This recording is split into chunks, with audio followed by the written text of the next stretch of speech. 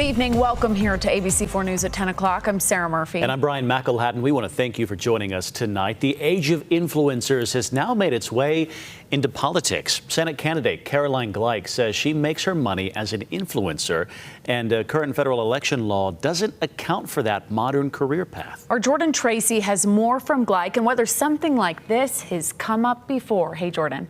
Hey, Sarah and Brian. Caroline Gleich hopes that she can pave the way for influencers to run for office while not sacrificing their way of life. She says since running for office, she's lost 90% of her income, something she hopes to be able to recoup with a judgment from the FEC.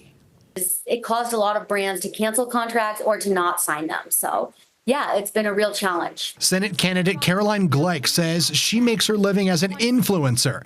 But what exactly does that mean? I make my living as a small business owner, as a professional athlete, and what I do is sell goods and services to brands, whether that's product testing or exclusivity to exclusively wear their gear, or it's creating content like writing for blogs and websites or videos to post on my social media.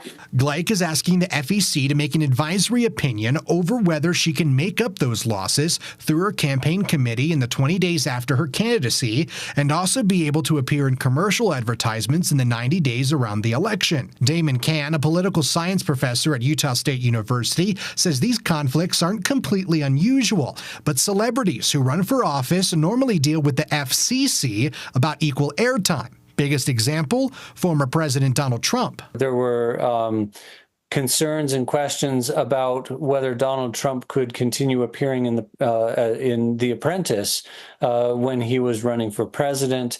And there were even discussions about whether reruns of The Apprentice could appear on TV, even though Trump was no longer filming them. He says with this new age of the influencer, FEC laws will have to catch up to balance the protection against politicians being influenced by money while not deterring people from being able to run.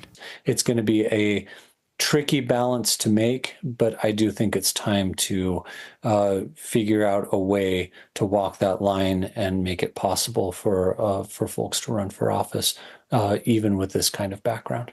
Gleich hopes a ruling in her favor will open the door to more young people to be able to run for office. We're really hopeful and optimistic that this is the first step in opening the door to give clarity around these rules so more content creators, more small business owners, more folks who aren't independently wealthy, that aren't multimillionaires, can run for offices like Senate in the future.